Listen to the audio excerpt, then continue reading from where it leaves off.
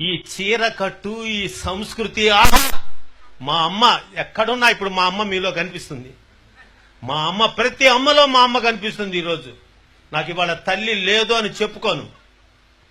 మరి మీరు మాతృమూర్తి, మీ బిడ్డలకు ఎందుకు ఇవ్వటం లేదు స్ఫూర్తి? మీ తర్వాతి తరం నిలబెట్టాలి కదా వంశకీర్తి. మన సంస్కృతిని ఎందుకు చేయరు వ్యాప్తి? సార్ నేనేదో మాట్లాడుతాను అనుకోవద్దు, జాస్తి మాట్లాడకపోతే మీ వాళ్ళు నాకు చేస్తారు శాస్తి. మన సంస్కృతి మీరివ్వాలమ్మా ఆకృతి.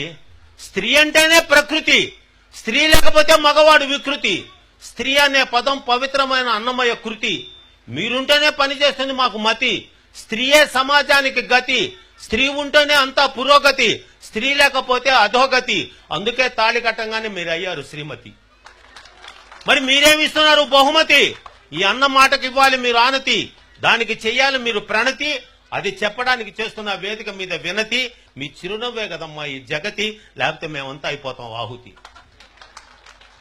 మీ బిడ్డలకి భారత భాగవత రామాయణాలు చెప్తున్నారా? ఇప్పుడు వచ్చారు ఎవరో ముసలమ్మలు వచ్చారు, ఎంత ఆనందపడ్డాను. ఆ బిడ్డలకు నాయనమ్మ అమ్మమ్మ ఉన్నారే.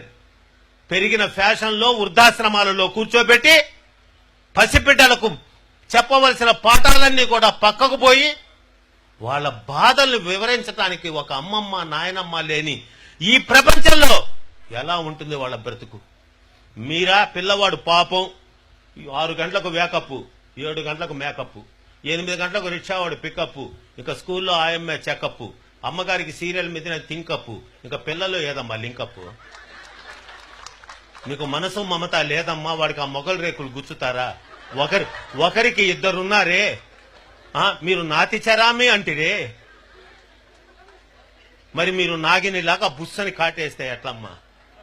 మీరు నేర్పించాలి. ఇందాక ఒక పిల్లోడు మా పక్కన కూర్చున్నాడు సార్, నిజంగా చిన్న పిల్లోడైనా వాడికి నమస్కారం చేయాలనుకున్నా. వాడు విశ్వనాథరామ పద్యాలు చెప్పాడు సార్. ఐ నెవర్ ఎక్స్పెక్టెడ్, నేను ఊహించలా. ఆ బిడ్డ 2 పద్యాలు చెప్తే పరవశించిపోయా. చేత వెన్న ముద్ద చెంగల్వ పూదండ బంగారు మొలతాడు పట్టుగట్టి ఏవే పద్యాలు. తమ తమ నెలవులు తప్పిన తమ మిత్రుల శత్రువులౌట తథ్యము సుమతి. తెప్పలుగా చెరువు నిండిన కప్పలు 10,000 చేరు గదరా సుమతి. హేమంబు కూడబెట్టిన భూమిశల పాలు అవు భువిలో సుమతి. చీమలు పెట్టిన పుట్టలు పాములు కెరుకైనట్లు పామరునుందగాని ఎవరు చెప్తున్నారు? ఎక్కడ మాట్లాడుతున్నారు? భారత భాగవత రామాయణాల ఔపోసన, అది హిందూ సాంప్రదాయ ఆరాధన. నేటి బిడ్డలకు లేదని ఆవేదన.